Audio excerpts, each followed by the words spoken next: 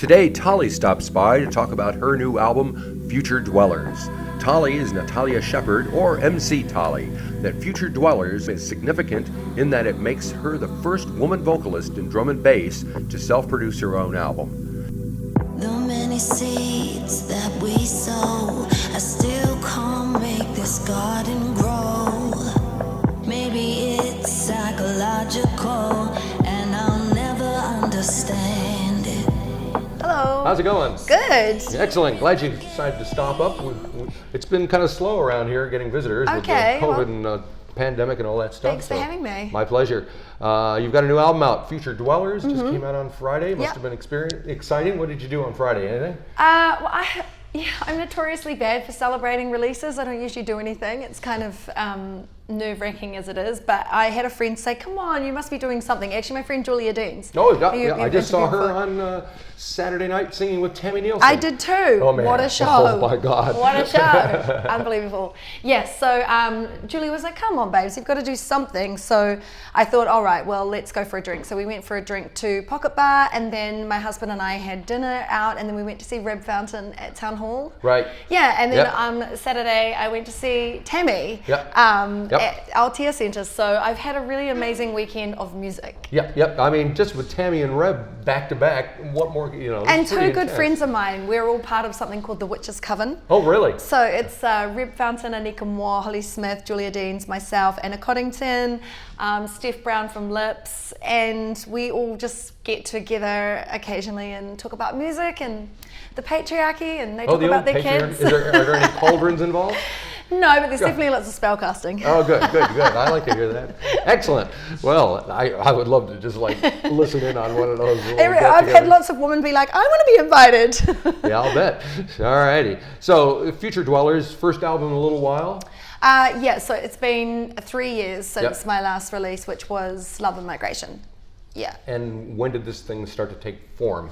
It started to take form during lockdown, right? Because obviously everybody during lockdown were finding things to do, people taking up knitting and cooking and all that sort of stuff. Yep. For me, it was, okay, this is enforced studio time.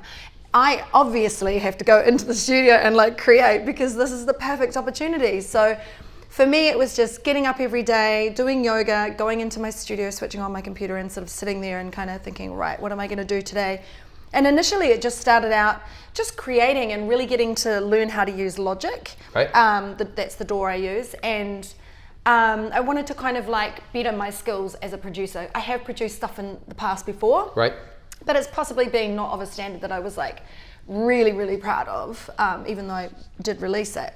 So I was like, right, I want to, really get a hold of this production thing, producer thing, and I started creating, and then at one point I just started playing around with some drum and bass beats, which I've never ever tried to do in my 20-year career, because I've always felt like it wasn't really my place as an MC, as a vocalist, I'm not considered a producer, I'm not a DJ, stay in your lane, that whole kind of thing. But then I thought, well, I'm classically trained, I've been making music for 20 years, I know this industry really well, I compose for film and television, why am I doubting myself to make drum and bass? So I started playing around with it, and just little by little started to make some things, and I knew I'd kind of was on to something when my husband came running downstairs and went, what's this tune? Did you make this? I said, yeah, this is one of mine. He's like, this is amazing, this is really good.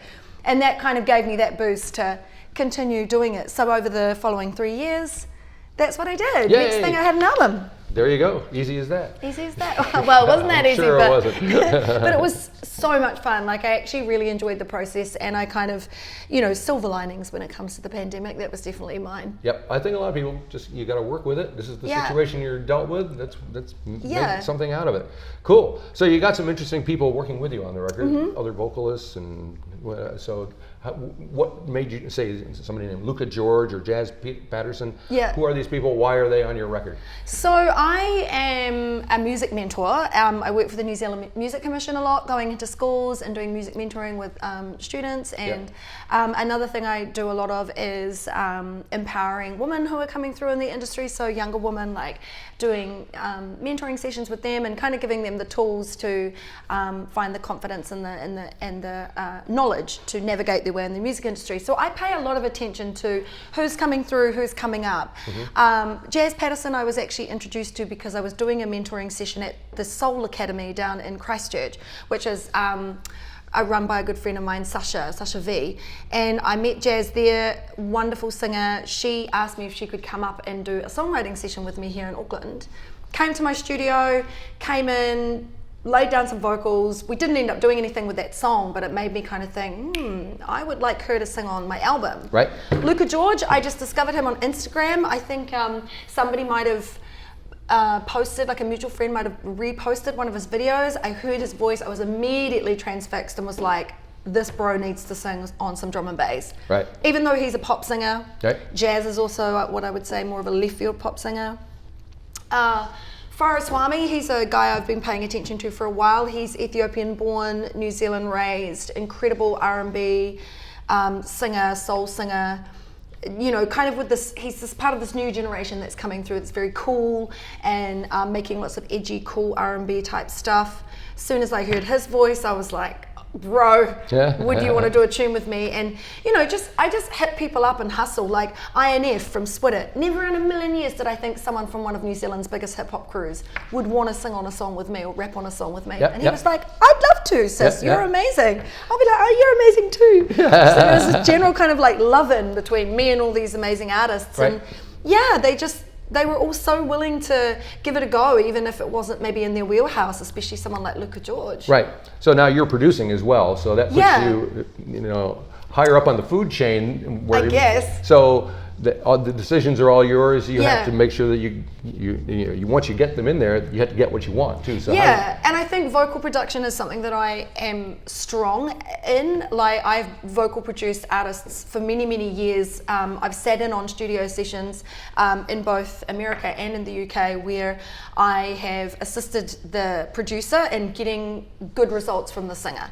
So I know that's something that I'm strong at, and I know that also with my educational work and my mentoring.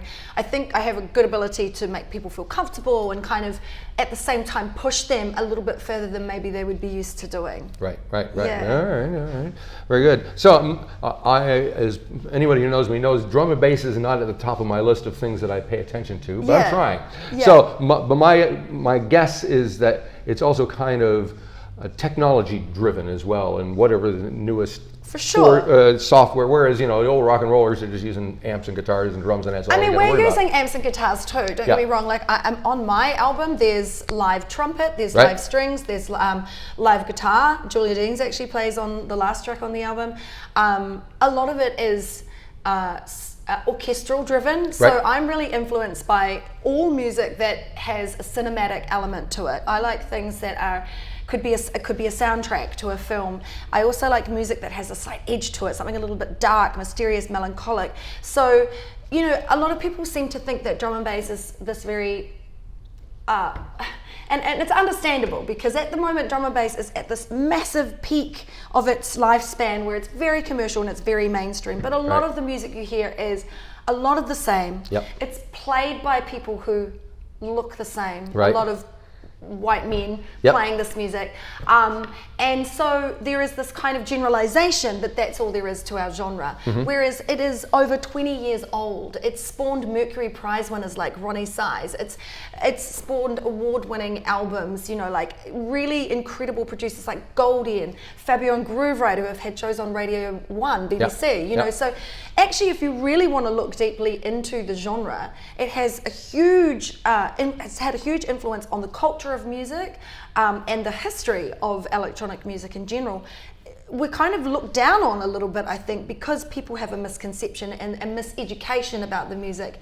Whereas I think if you take the time to really investigate it, there's so many different facets to the music, and you can always find something in it that you like. I particularly love liquid drum and bass, which is the more soulful side. So it's more vocal driven, it has a lot of soul samples and elements to it, lots of live instrumentation. That's what I like. And that's kind of stuff that like my mum gets into. You know? Right. Okay. So with that in mind, and what I was trying to get at before was, how do you stay up to date on all the stuff that's changing and moving, especially me personally? Yep. I guess it's just it's very easy, I think, especially when you get to like my age, where you can just kind of be like, I've been in this industry for 20 years, I don't really care about what's happening now, and and people get very sort of stale and stuck in their ways and almost become gatekeepers to the progression of the scene. I'm not about that at all. I've always been about evolving and seeing what's new, and it's really just paying attention. Like, how can I say that I'm like an exponent of my scene if I am not up to date with what's happening? Right. Even if I don't necessarily like a lot of what's current, if you really look, there's still people making stuff that you like. So it helps that my husband is a DJ. He has a radio show on Sundays on George FM called The Liquid Lowdown. He's also a promoter, so I get to hear a lot of new music through him. Yep. Yeah. Okay. And speaking of DJing, you do quite a bit of it yourself, right? I don't DJ. I'm on the mic. You're on the mic. You're the MC. So I'm an MC. Yeah. I would like to try emceeing, but my husband's like, God, you're good at everything. Could you just leave one thing to me? So when you do that, tell me, how is that different than what you're doing here? So this is production based. It's sitting in the studio, sitting in front of a computer screen. When I MC, it's me and a DJ live on stage. I'm a freestylist, so it really depends on what the DJ's playing. So I will rap and sing along with what they're playing and just make it up on the spot. So it's all about kind of taking the crowd on a journey. I'm also a conscious lyricist, so a lot of the stuff that I rap are lyrics that have meaning, and it's not just hands in the air and make some noise. It's not just that. It's about talking about where we're at in the current climate of the world, from right up to like breakups and like things that are happening every day to me myself. Like, I'll rap about all of it. Right. Yeah. Okay. And do you have to kind of read the crowd? 100%. I mean, but I think it's more the DJ that has to read the crowd. They're the ones who have to vibe check, is what we call it, Okay. So vibe check, look up, what's the audience doing, what are they loving, what are they kind of looking a bit bored with, and going with that. And then I have to go with what the DJ's doing, because they have control of that. Sure. Which is why I like producing. Right, because now you're in charge. Yeah. There you go. Very nice. Alrighty. So out of the tracks on here, pick one that you want that has a story behind it that you can tell me about on your album. For the folks at home, I have the songs written down. Why don't we talk about Lion's Den, actually, because I feel like I've talked about a lot of other songs with other people, and Lion's Den actually has, they all have a lot of meaning to me because I've taken a lot of time with all of them. It's all killer, no filler, this album. Ooh. So Lion's Den was a song that actually was spurred on because I saw an interview with one of my favorite musicians, a huge influence in my music career, and that's Tricky from Bristol. Right. And I lived in Bristol for 5 years when I was signed to Ronnie Size's label, and then I moved to London for 5 years. But the Bristol sound, and Tricky in particular, was hugely influential to me. When I lived in Wellington and was going to uni, I used to put Tricky on late at night, walk those like rainy streets of Wellington and the misty cold and listen to his voice and his raps and be like, yeah, I want to make shit like that, Right. So Lion's Den was sparked because I saw an interview with Tricky, and he's talking about when he worked with Massive Attack, another Bristol-based band, and he says it was just 5 musicians or 5 people making music, not for fame, not for success, not for money, making music because they love it, and doing it together because they love it. And I remember hearing that and being like, I need to sample that. So I took that snippet of the interview and I put it in Lion's Den, because for me, when I worked with the record label that I was signed to back in 2004, which was Ronnie Size's label, Full Cycle, there was literally 5 guys and me. Right. So it was like we were making money. We weren't doing it for the money. We were making music for the love of it. Definitely, they were still making music for fame and success, but for me, it was like more than that. It was the whole experience of living out a dream that I'd had since I was a young teenager to work with these guys. Right. And Lion's Den, I guess, is also a bit of a metaphor for the music industry, especially as a woman trying to navigate what does often feel like a lion's den. Well, that's been a topic of conversation quite a bit, and we mentioned Tammy. Half of her album is about those kind of experiences. A very feminist album, and I think it's like she said at her concert. It's like with this whole message of what it's like to be a woman in the industry. It's like people, oh God, she's talking about feminism again, but it's like, Yes, we are, because we're still experiencing, oppression through this patriarchal society we live in. We are still being made to feel like objects and made to feel like we're not good enough and we're undervalued and we're underpaid, So yes, we're going to keep talking about it until this shit changes. Yep. And Lion's Den, I mean, for me as a young girl from New Zealand going to work in a very male-dominated industry where the concept of a female MC having an album out and rolling with one of the biggest crews in drum and bass was just outlandish to some people who just couldn't come to terms with it. I definitely had to navigate a few Lions pits and Lions Dens. I'm sure you've got some stories to tell. I definitely do, and they'll all be coming out in my book. Yeah, it's a spirit. So are you still like the only female MC in New Zealand? No. In New Zealand? Yes. No, not at all. I mean, there are other female MCs, but perhaps they're just not as prolific yet because they haven't quite come through. But I know there are other women doing it in New Zealand, so I don't want to say I'm the only one, because I'm not. And I'm definitely not the only one internationally. There's a ton of other amazing female MCs who existed when I first started out, already were there, and new women and non-binary people who are also coming through now. Yep. Yeah. So you're kind of a trailblazer, though. You kind of. Yeah, apparently so. Yeah. So what would you, if you met some young 19, 20-year-old that wants to do it, what kind of advice do you give them? I meet them a lot. Yeah, I'll bet you I do. get a lot of messages as well, and people asking me. My advice is always to be to not watch what anyone else is doing and just do you. Right. It's really important to find a unique voice in the industry. And when I first started out, I thought I should sound like a 35-year-old black man from London, because that was what I'd listened to and grown up with. Yep. And so I obviously thought that I needed to emulate that. I also thought I needed to sound more masculine to be taken seriously. Right. But actually that's kind of become my style now. I do have quite a deep voice, and on the mic it does tend to cut through. Cuts through. Right. Yeah. But I would say, find what's unique about you. What's your angle gonna be? It's not, you don't have to have a thing or an angle necessarily, but it's important to have your own authentic sound at least. Right. And I would say be prepared to work really hard, be prepared to hustle, be prepared to get a lot of shit.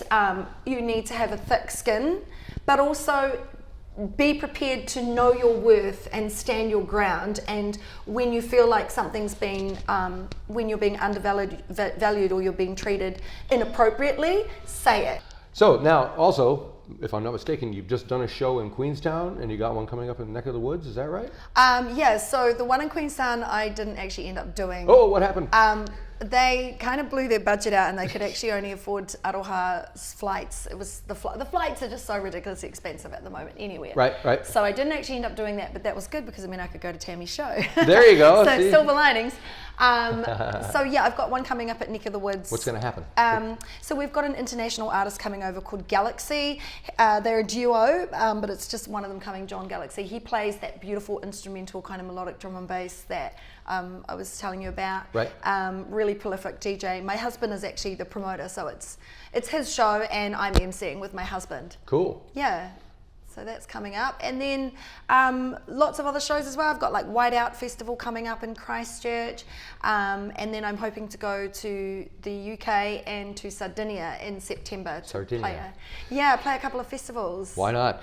Sounds like Why fun. not? I mean, if I can afford it, I just need to have a little look at my budget. Fantastic. Alrighty. Well, we got Future Dwellers. It's out. Yep. Do you sell?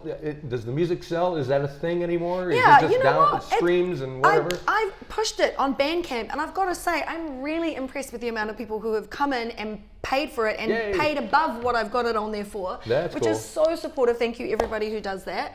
And loads of streams. It's had over 10,000 streams, and just so many wonderful comments. People just saying how much it's resonated with them, and that just means so much to me, because this is like my eighth studio album, and the fact that people are still listening to me and supporting me is really awesome. And it's out under my own imprint, Rain Recordings. Right. I wanted to do it myself because that means that no one can tell me what to make, when to put it out, or how to put it out. I can do it exactly how I want, which is what I've done. Which is the way it should be. Yeah. Excellent. Well, thank you for stopping by. Thank you so much It's been for fun. having me. Yeah, we'll have to hope the show goes well at the Neck of the Woods. Thank on Friday. you. Yeah. Thanks. Phew.